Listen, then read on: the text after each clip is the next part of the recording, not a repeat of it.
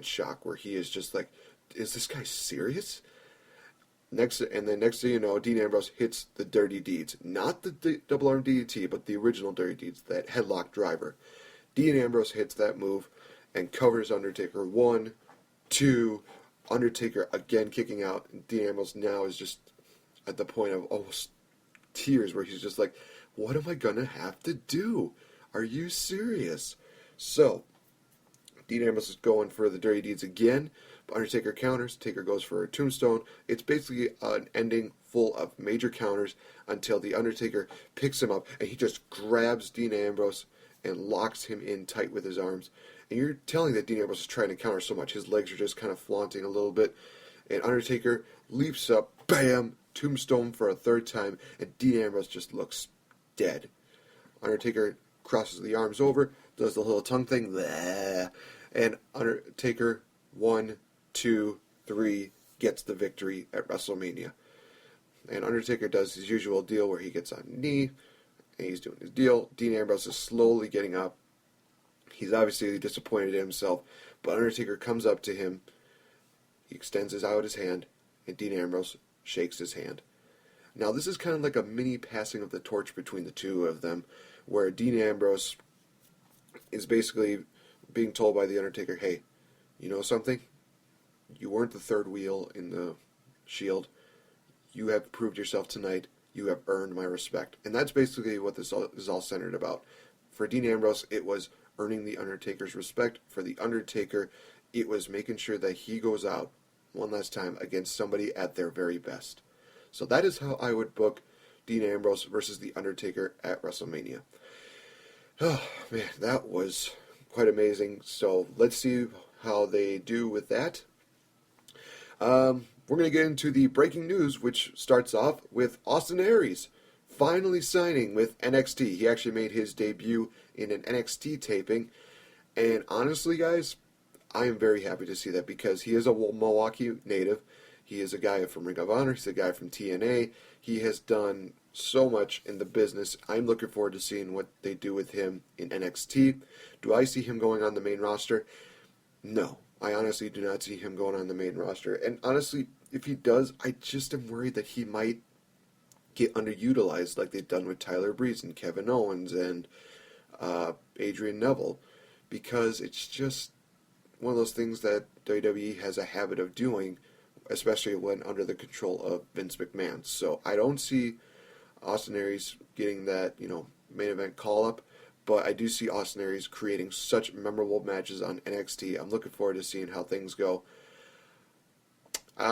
Also, speaking of TNA, there was a report issued this past week between TNA and AJ Styles. Well, actually, TNA made the report about AJ Styles, saying that apparently they were doing contract negotiations with AJ Styles, and just before they got to the final agreement, AJ backed out.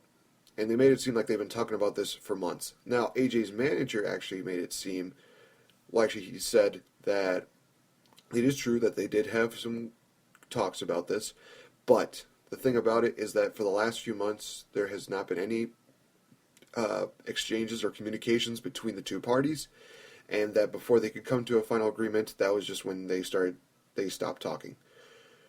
And obviously, AJ had a right to go and, go do what he had to do, which understandably so. Now, here's the way I see it. They were saying that AJ Styles is indeed like TNA. He is what the personification of TNA is, and he wanted to make sure, and they just wanted him to come back. That's basically it. But they're being very, very bitter about it. And it's weird how they're timing this out to be around the time before AJ Styles debuts. And I just think it's just really bitter on their part, and I really think it's just stupid that they would take this opportunity to once again somehow take an opportunity that it's supposed to be focused on AJ Styles, and unfortunately they made it all about them. It's very selfish for them to think that.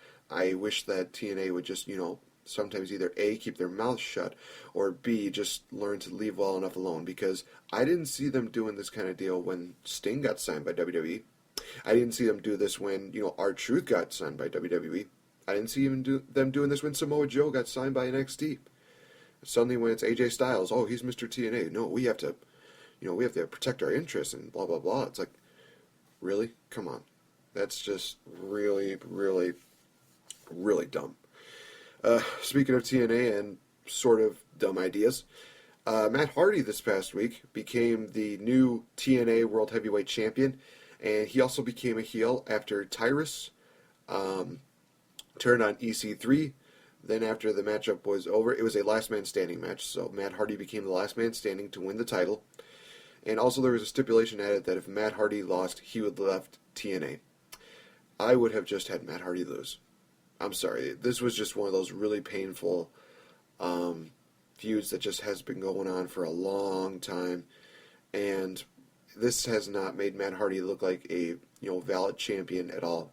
And I'll explain why in just a minute. But it ended with EC3 getting beaten by Matt Hardy. The match was over. Tyrus beat down EC3. Matt Hardy did a concerto to EC3, and then Rebby, Matt's wife, spit on EC3's head. So here is the issue that I have with this.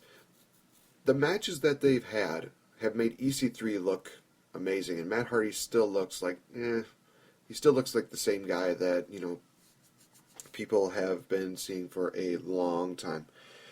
And the thing about it is that he still doesn't look like a viable champion because he brags about, oh, I ended the undefeated streak. I've done this. I made sure that Tyrus is on my side, and blah, blah, blah, blah, blah. The fact of the matter is, no, you haven't.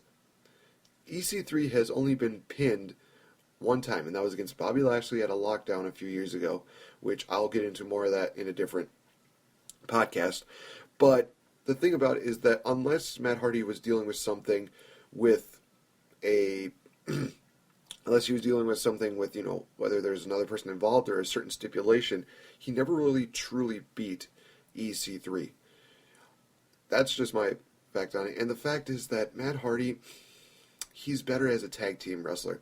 For a long time, I thought that Matt Hardy was indeed going to be the next world champion. And unfortunately, that has not really worked out in his favor, because I think it's just a lack of charisma in certain areas, and his moves have just not changed that much, and he's just not showing that much in the way of progression. So, honestly, I just do not see him as a world champion material. I mean, when he won the United States Championship, when he won the Cruiserweight title, I was fine with that, because I think he deserved some good for all the things that he did. Now, when he was going to be for the world champion, it just didn't really work out as well. Some people were just like, "Oh, you won the world title, yay!" I'm not saying that he was the worst world champion. There's obviously a lot worse. Insert Alberto Del Rio. Yes, that shows my bitterness towards Del Rio. But he just doesn't have it in him. And I remember that Monster actually did a article where he was talking about Christian versus Matt Hardy, who was better, whether it be in the tag team division or whether it be something else like that. And honestly, I think that Christian was so much better. He was great as a heel. He was great as a babyface. He stole the show, and he was able to get into the main event spotlight when it came to the world title or to the WWE title, and he was still phenomenal at it. I mean, he had those great matches with Randy Orton, and it was matches. Those were definitely rivalry of the year candidates. And I think if it wasn't for WWE booking, he probably could have been a viable world champion. But with Matt Hardy, it was a little harder to do that, because of all, I think, the backstage politics, the backstage issues that he's had. It's just really harder to have him be the role model, be the guy that so many people would really want to, follow behind. So that's just my opinion on it. Right now, I think Matt Hardy should just go back to being a tag team guy. I think that any move that he does with a partner, he does a phenomenal job with. So that's just my opinion on Matt Hardy. I just don't see him as world champion material that much anymore. All right, so enough of that jib-jab. we're going to go right into what I've been meaning to talk about for a long time, and that is indeed going to be the Royal Rumble. 28 years of doing this. And it's actually ironic that I'm doing this Royal Rumble taping because this is actually going to be episode 80 of Pro Talk Wrestling, and I'm excited for Royal Rumble tonight. I'll be on the live stream with Spencer Hart and Max Beatty, so you can tune into that. Also, we'll be having a drinking game going on. If you guys want to check out the rules and regulations, I do believe that they are up on whatculture.com. Also, I'll be doing something a little more different, in which I'll be doing the Bean Boozled Jelly Bean Challenge, which every single time I get a prediction wrong, I will spin the wheel, and whatever jelly bean I happen to land on, that's what I'm going to have to eat. And this can range from, I actually have that with me right here. This can range from coconut and or baby wipes, juicy pear booger, dog food or chocolate pudding, buttered popcorn or rotten egg, and the worst one of all, licorice or skunk spray. I have actually done a trial run where I've done just a spin, and I've had every single one of them, and honestly, some of them are just so nasty. I know that dog food is the one that really just sticks in your mouth for a long time, and the skunk spray automatically is just like, oh no, that's not happening. So that's going to be happening tonight, but let's just get right into my predictions. First one is a pre-show matchup in which we'll see Damien Sandow and Darren Young versus the Dudley Boys versus the Ascension versus Jack Swagger and Mark Henry, where the winning team gets a spot in the Royal Rumble match. First of all, what the living hell is going on? WWE, are you seriously just putting people together because you got nothing else better for them to do? I mean, Swagger and Henry, Darren Young and Damien Sandow, so we're just quietly breaking up the primetime players for no reason whatsoever? Okay. Honestly, looking at this matchup, Dudley Boys are definitely going to be the favorites going into this matchup, and they deserve to get it. I think I'm actually going to go with the Ascension on this one, just because what I want to see happen is I want to see the Ascension picking up the victory, and then after the match is over, Dudley Boys, just go crazy. They just beat up everybody. They turn full on heel, and it ends up being the Dudley Boys taking their spot in the Royal Rumble. So I'm going to be picking the Ascension for this one, just because I think the Ascension deserves some kind of props, and I think it'd be good to have them do something more than just being jobbers. And B, I want to see the Dudley Boys turn heel, and I think tonight would be a very interesting night to do that. So we go into the matches. The tag team titles will be on the line. The New Day defending against the Usos.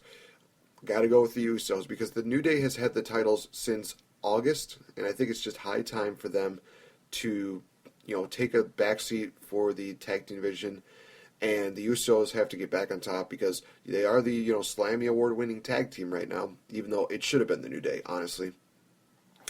But you look at that, and you think about the idea of having the Usos against the Dudley Boys at WrestleMania. And like I called it earlier, I think that the Dudley Boys are going to win the tag team titles at the Royal Rumble. We could talk about this from, I believe it was Night of Champions onward.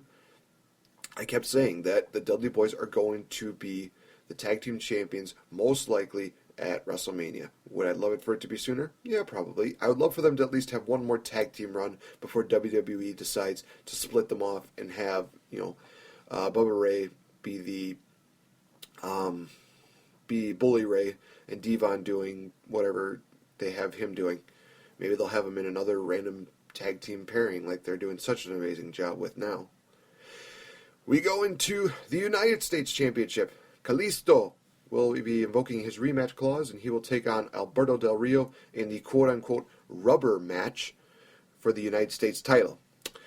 I got to go with Kalisto on this one. I think that Kalisto is going to pick up the victory and win the U.S. title.